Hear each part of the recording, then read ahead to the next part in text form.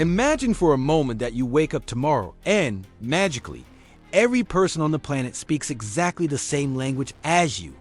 No confusing accents, no translators, no misunderstandings. Sounds like a communication paradise, doesn't it? But what if I told you that the consequences of this reality will be far more complex and disturbing than you ever imagined? Have you ever stopped to think what the world would be like if humanity had never developed thousands of different languages? If, from the beginning of time, everyone shared a single way of expressing themselves, your life, your culture, even your most intimate thoughts would be completely different. Prepare to discover how this would transform the global economy in ways you've never considered, how it would revolutionize scientific knowledge in a frightening way, and the surprising truth about what we would lose in the process, something that might be more valuable than all the efficiency we would gain. The reality is that our linguistic diversity is not just a matter of communication. There are over 7,000 languages scattered around the world, each carrying a unique way of understanding existence. But what would happen if this Tower of Babel had never fallen? Let's explore this fascinating scenario and its unexpected consequences. Think about the last time you tried to do business with someone who spoke another language. Frustrating, isn't it? Now multiply that by billions of daily economic interactions around the world. In a world with a single language, the global economy would undergo a silent but absolutely revolutionary transformation. Imagine small rural entrepreneurs in the Brazilian countryside negotiating directly with manufacturers in South Korea, without intermediaries, without translation costs, without misunderstandings that destroy million-dollar contracts. The numbers are impressive. Currently, the translation and interpretation industry moves over $50 billion annually, money that would simply disappear from the market. But that would only be the tip of the iceberg. The real revolution would happen at the most fundamental level of commerce. Small technological innovations developed in remote villages could be instantly shared and traded globally. A farmer in Kenya could teach his techniques directly to producers in the Amazon without losing crucial nuances in translation. But here's the first shock. This extreme efficiency will create such intense, global competition that many local economic cultures simply wouldn't be able to survive. Can you imagine the implications of this for traditional communities that depend on specific knowledge passed down through generations in their native languages? Science as we know it would be unrecognizable. Think about it.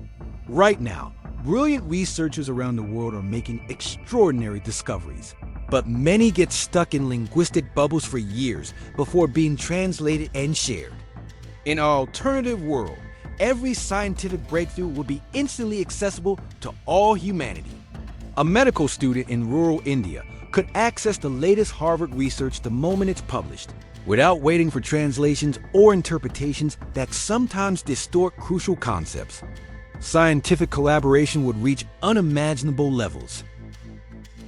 Imagine research teams composed of the best brains on the planet working together without language barriers, sharing insights in real time, building on each other's ideas without losing precious time on communication. But if that already seems revolutionary, wait until you realize how it will completely change our understanding of reality itself. Many scientific concepts only exist because certain languages have specific words for phenomena that other languages cannot easily express. In a world with one language, our scientific vocabulary would either be drastically limited or incredibly expanded. And that would literally determine what we are able to think and discover. Can you imagine the implications of this for your own daily life? Think about it. Here we come to the dark heart of this communicational utopia. Every language we lose is like an entire library being burned, containing unique ways of understanding human existence. Consider this: in Japanese, there is the word komoribi, the sunlight filtering through the leaves of trees. In Portuguese, we need an entire phrase to describe this experience. Different languages literally allow us to perceive and feel the world in distinct ways. Eskimos have dozens of words for different types of snow, not because they are obsessed with snow, but because their lives depend on distinguishing these nuances. In a world with a single language, thousands of these refined perceptions simply would never exist. But the loss goes far beyond beautiful words. Each language carries a unique way of organizing thought, of connecting ideas, of expressing emotions. Some cultures think about time circularly, others linearly. Some languages do not distinguish between blue and green, creating a completely different perception of colors. Linguistic diversity is cognitive diversity. It is literally different ways of being human. And here's the most disturbing twist. Perhaps our capacity for innovation, creativity, and problem solving depends precisely on the diversity of perspectives we are imagining eliminating. In our alternative world, we will be more efficient. Yes, but we would also be cognitively more limited. A single way of thinking, however sophisticated, could never equal the creative richness of thousands of interacting linguistic perspectives. But perhaps the most shocking aspect of all is the question of power. What would this universal language be? And who would decide that? If everyone spoke English, Anglo-American cultural power would be absolute. Every film, every song, every idea would flow directly from dominant cultures to the rest of the world without filters or adaptations. It would be the end of cultural diversity as we know it. But imagine if it were Mandarin, Arabic, or Hindi. The geopolitical balance of the world would be completely different. Language is not just communication. It is power, identity, and the way we organize entire societies.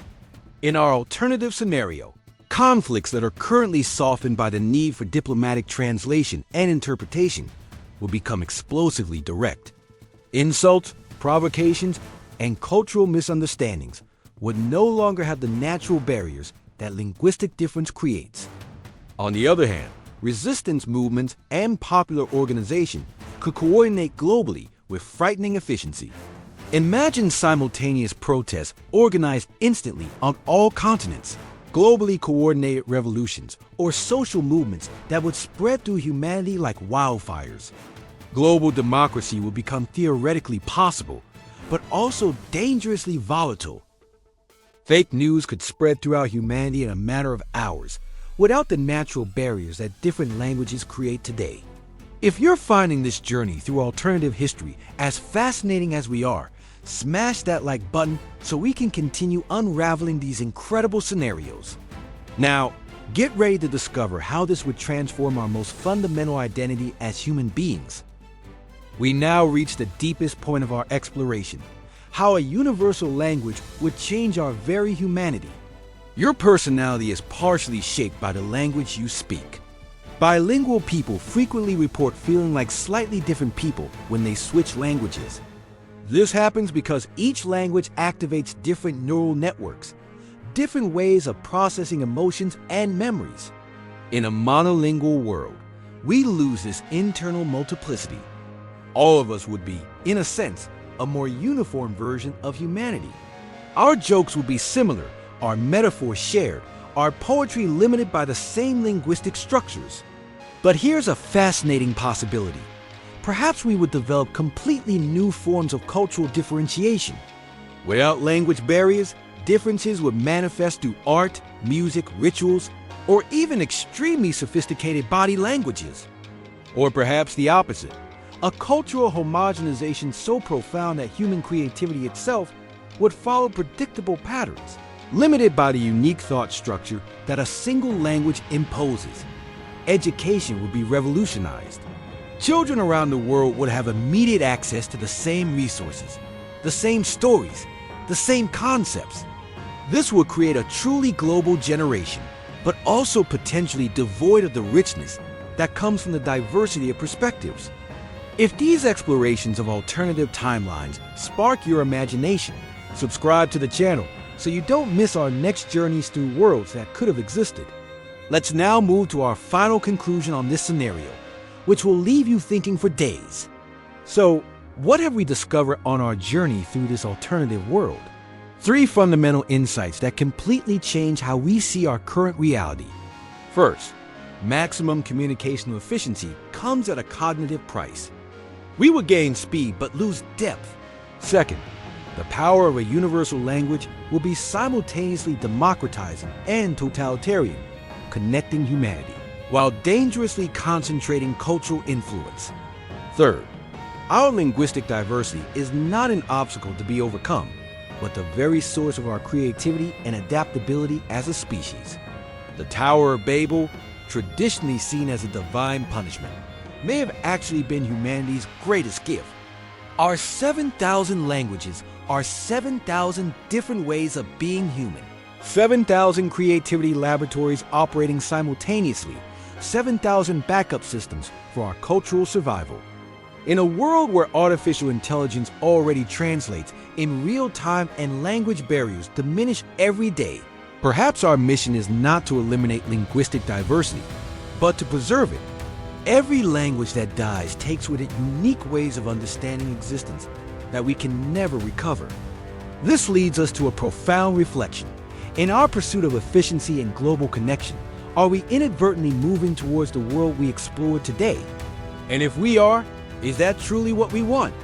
Of all the twists and turns we've explored, which aspect of this alternative world did you find the most eerily fascinating? Was it the silent economic revolution, the scientific transformation, or perhaps the invisible loss of unique ways of thinking? Or do you have a completely different theory about how this scenario would unfold? Share your ideas in the comments below, and let's continue this conversation that challenges our understanding of communication, culture, and what it means to be truly human.